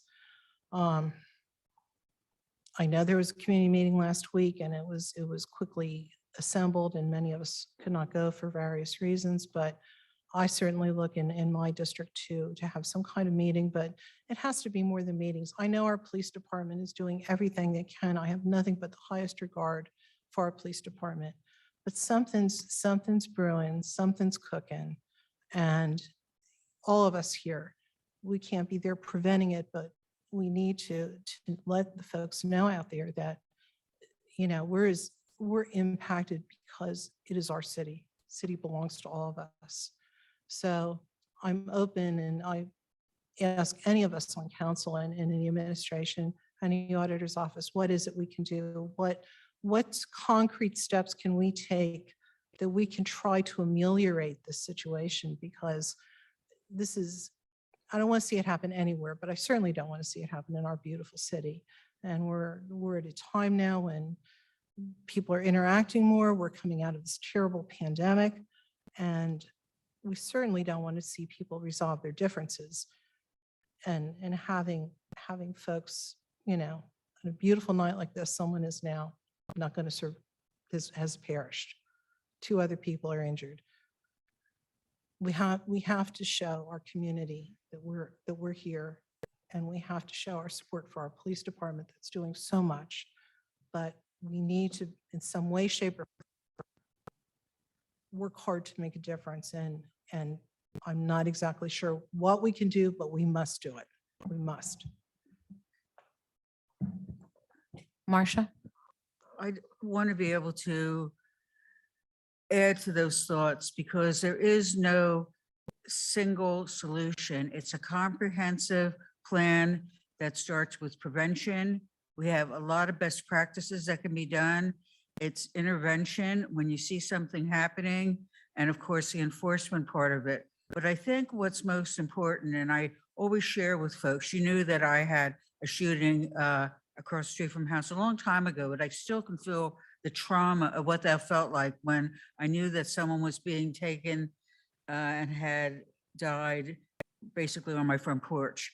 I can empathize with all those individuals in those communities. There is a trauma that goes along with this. It's not a matter of the police need to do what they need to do, and they do an excellent job of it. But we need, as community representatives, to be empathetic to that trauma and to talk about it when it happens. I was fortunate that I had Reverend Nick Camacho come into our neighborhood. He spoke at the playground. He was very compassionate. He was able to pull people together because children were afraid to go out. Now we have added to that all the trauma that we've experienced through COVID and all that suffering, fears. We have more people buying guns because they had access to money to be able to do that. So we see more guns on our streets. We just need to commit ourselves to a comprehensive plan. And I, say to the mayor, you have a lot of respect for leadership in the city. I say to my fellow council members and the community leaders, We don't need to reinvent the wheel. There are fabulous things happening in our community with a lot of different initiatives. We also can be looking to our sister city of Philadelphia that has had its neighborhood groups help take back the streets there. Obviously, they're still challenged. You hear that every day what's happening in Philly, but you can do it. You can make a difference. So as much as we sit around the table talking, I think it's time for us to be out in the community, learning and listening about what the people need, and then coming up with a plan. Additional comments, anyone? Mayor, go ahead, sir. Yeah, I'm glad. Our babies are dying. As a father of a set of 21-year-old twins, it scares me when they go outside sometimes after a certain time. It's a reality. I'm not gonna deny that. I have in the past called for action. I have done so again, most recently, call of action by the community because we have to combat this together. Obviously, no single police department is going to be able to tackle this. Talking about the police department, I have to bring it up since, you know, we're talking about this rash of violence. You know, we had 250 before Act 47. We currently have 168 cops. We were the fifth largest city. We are now the fourth largest city, which means we have more residents. You know, we're not going to continue to blame COVID for everything, but COVID has changed, and there has been some mental health concerns that came with COVID. There has been a lot more people that either haven't been able to go back to work for one reason or another. That all brings to these rashes of violence and act of violence. So just today, in collaboration with State Rep Manny Guzman, we had in the same room, the DA, John Adams, Eric, the sheriff, and our chief of police, along with myself and State Rep in the front of the table with several business owners talking about how can they assist us and the usage of their cameras, or if you see something, say something. So this is when we have to come together to make sure that we combat this rash of violence. They are not connected. It's not like it's something that we could pinpoint and say, oh, there's all gang affiliated or drug affiliated. There's been many different reasons why shootings have occurred, unfortunately, whether it's domestic violence, whether it's drug related, whether it's gang related, there have been many different. So it's not like we could pinpoint. So again, going back to the fact that we once had 215 cops and we currently have 168, we have to, as a government body, start looking at that again. I still say that respectfully. Okay. So thank you. All right, any additional comments? Joe Honey? So I think we need to put a call to action to the entire community, right? Because we have community-based organizations, we have faith-based organizations, we have small businesses, we have community leaders. I think it has to be a collective effort, right? And I think community members need to feel safe. And when they see something, they say something, right? Because I think that's also part of the problem, the culture, right? So if whoever's tuning in and everyone, the outcome of our city, the way we're going to reduce and eliminate all this violence and nonsense that happens in the community is if you take it upon yourself to do something about it, right? Like it's a group effort. This is our home, and our home is being violated by all this violence, and this is unacceptable. So this is a call to action to every single person. If you can speak, then you can say something. So from a child to an elderly and everyone in between.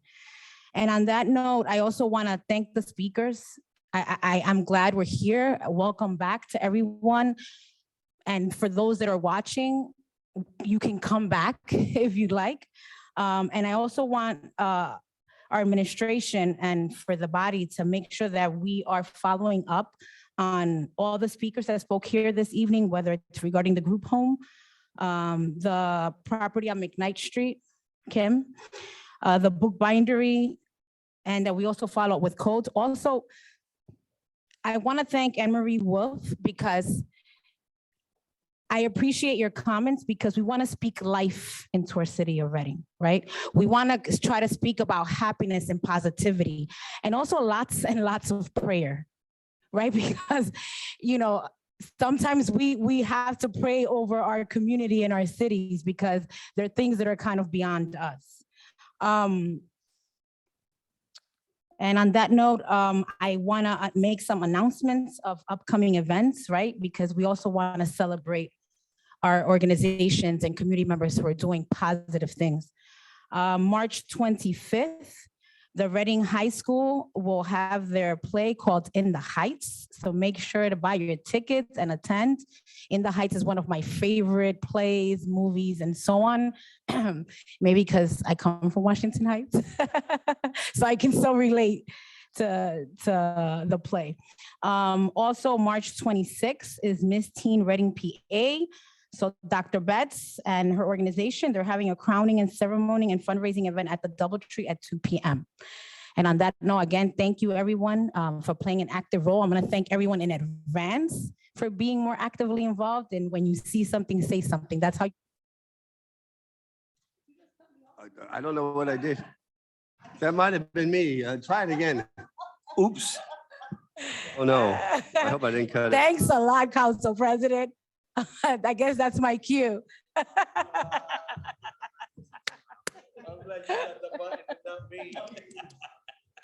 Sorry, Linda, I didn't mean to blame you. Thank you. Yeah, and just following up on that, seeing something and saying something.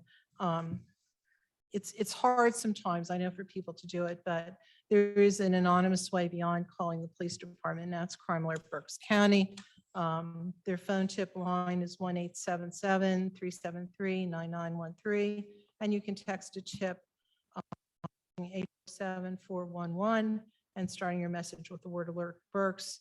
crimealertberks.org is a website. All these tips remain anonymous. I can say that with surety because I've been a part of this board for nearly 20 years. And they have, the tips that have been submitted have many times resulted in fairly rapid apprehensions, which goes to help any police department in terms of investigative costs. The sooner that someone, the closer to the actual crime that a witness can report something, the sooner, while your memory is clear about it, and the sooner apprehensions can occur, the better in terms of police, the use of police time and monies to investigate. So again, it's a good organization, it's a nonprofit, and over the years it has paid out more than $500,000 in rewards, again, entirely anonymous. So that's yet another way you can help. Comments, anyone? Marcia? Yeah, and I just feel like as we're talking about this, and I appreciate all the work law enforcement does and the need for a strengthened response. Let's commit ourselves to prevention and work with our young people and the families to be able to look at alternatives. And I know there's some good organizations out there in Reading that do that. I will be asking permission as we're moving forward from the Reading School District. They recently conducted the PACE survey, which has really important questions about what our youth are seeing and feeling, okay? How they're interacting. If we can see that problem and say, what are we gonna do to help our youth? Because they're the ones that are out there in the streets that need to be able to, that are fearful sometimes to say something. Okay, it's easy for us as adults to talk from our head, but to be able to really respond to where the youth are. I know that I feel we have, again, good resources, but we need to make sure that whole continuum is in place. And also to be able to look for opportunities to do things that are healthy and fun, okay? And to be able to continue to connect with those opportunities. So I think you're gonna have to keep me off of my prevention soapbox. Obviously, that's what I've dedicated my last 30 years of my life to prevention with substance abuse and violence. but I know that there's things out there that work. We just have to make them work in Reading. So, and that being said, I know it's still another couple weeks away from the Jazz Fest, but it does start in District 2 on April the 1st. And I know there's other activities going on Penn Street, but the Jazz Fest is a world-renowned event. We need to be there to welcome people that are visiting our city of Reading. And so that's where my primary focus is going to be, to work together to be able to say, this is something that Reading needs to continue to be proud of. I'm going to do whatever we can to continue to support the sustainability of the Jazz Fest in the city of Reading. So I hope I can either, if you're not jazz fans at this point, I can do whatever I can to convert you to the music. It's just beautiful and it's diverse. Thank you. All right, any additional comments? If not, I'll be real quick. I just want to reiterate what was stated about crime. Mayor, 100,000, 105,000 people in the city, 168 officers. There's no way they can do it all. The people have to be the eyes for the police department, and they have to cooperate and help them keep this safe for everybody. Your children, everybody's children, our grandchildren, everybody. It's critical. So it's a no-brainer. Everyone's got to participate. I just want to thank the mayor during COVID, now that we're back, for his leadership in managing City Hall, and all the city employees, some of which came in and some of them had to work remotely, trying to do as best they could during that time. It was not an easy time, you know, and our condolences to anybody who lost anybody, obviously, during that time. And some of us are still dealing with the fringes of COVID. I still have health issues. I don't know what it is anymore, but just grateful that, you know, we've made it through. And I was saying earlier, I think we're a stronger body. We got some youth, we've got a council solicitor, we've got a lot of experience and diversity around the table. We're going to soon have another new member, and hopefully somebody that's committed to it.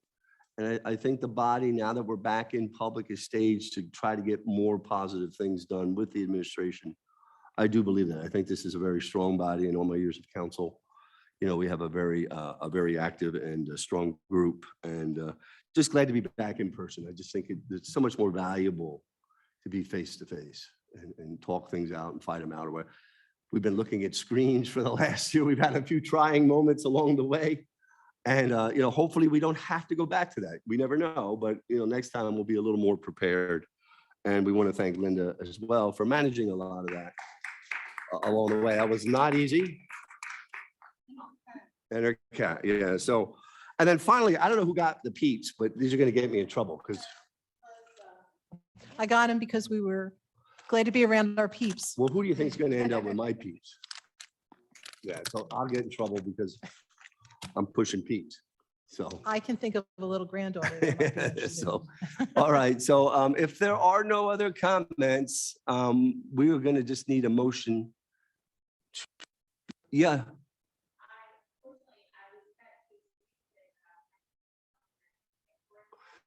All right, let me ask Council Sheila. Let me see, anybody opposed to letting Sheila speak for 3 to 5 minutes? I'm not opposed to it. Sheila, please do. Yeah, no problem. And I think you were speaking to the book bindery, Sheila. So you have up to 5 minutes, and when you're done, we'll adjourn. We're not meaning to just cut and run, but we'll give you the opportunity to speak. Yep, thank you. The button on the right. Here. There you go. Thank you. Hi. First of all, I'm glad to finally be able to see your faces after what, almost 2 years. So I'm really thankful that the City Hall is finally opened up so that people can utilize the 3 ways to be able to participate. So that was a positive. I also want to speak to the fact that these sessions should be conducted with captions so that Hispanic population or whatever community is there, whether they're Vietnamese, they're able to listen in to what our government is doing in order to improve our lives here and work through the issues that we have. In particular, today, I wanted to speak to the Bill number 172022, which speaks to the settlement for the book bindery, $200,000 to be exact. I understand, and I appreciate it. Thank you.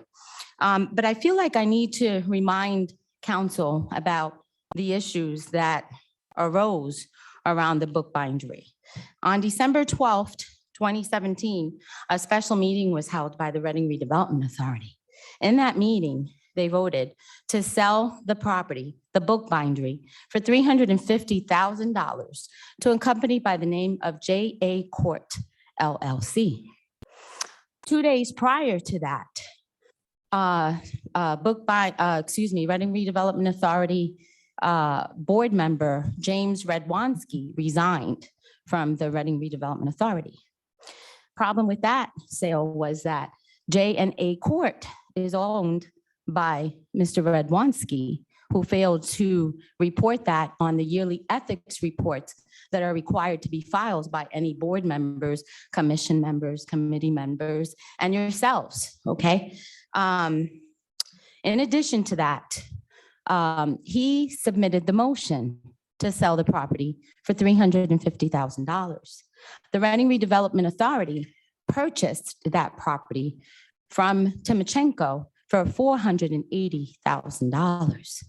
While he sat on the board, he voted and also motioned to have improvements done at the cost of the Reading Redevelopment Authority, multiple improvements on the building that he motioned to sell, and then resigns, and then gets the Reading Redevelopment Authority to sell it to him, okay? Now, that to me is a major conflict of interest. He set up the sale. You can even call it almost like if it was insider trading, because in addition to all the information that I've given you, there was one major problem, was that that sale was not open to the public and it was done via word of mouth. So we have many issues and would warrant, in my opinion, and I know you shy away from forensic audits, but forensic audits aren't really that expensive, because I had asked the auditor approximately how much it would cost, what an audit could cost, because I keep hearing, oh, it's a lot of money, it's a lot of money. And to me, $80,000 is nothing if we're catching billions of dollars being mismanaged and stolen, which is what we're being faced with in the city of Reading. We're broke, right? So how do we manage all of this? But I think what really bothers me more so, besides all of the above, is the $200,000 settlement, because that property came attached with 3 loans.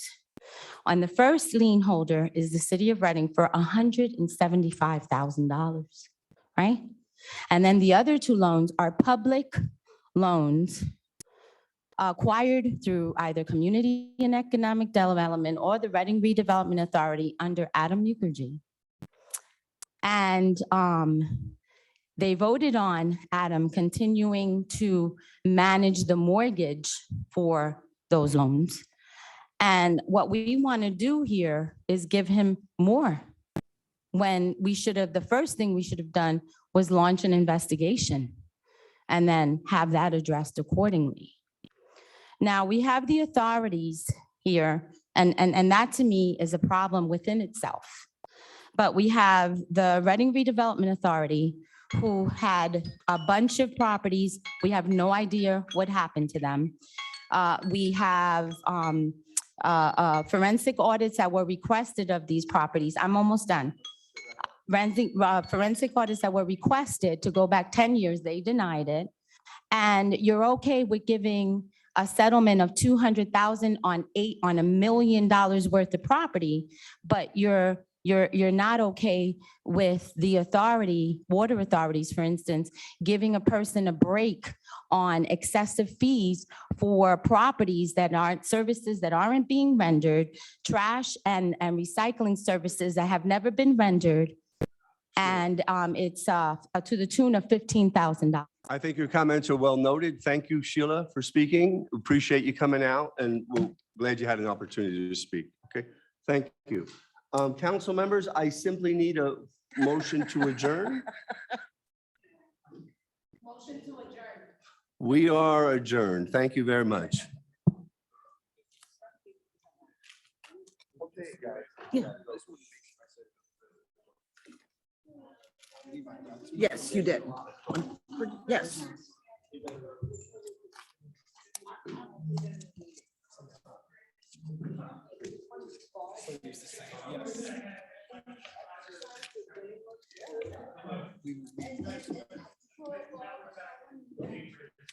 do that with my granddaughter, yeah.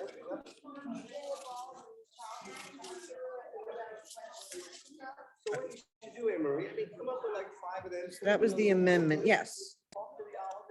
And this is the, when you voted on the final. Those are all good ideas. So the amendment was this. And then the final vote is this. All right? I gotta go. I gotta see my daughter. You're welcome. I suggest Tylenol before all meetings. Maybe get some food before. You too. What's left of it.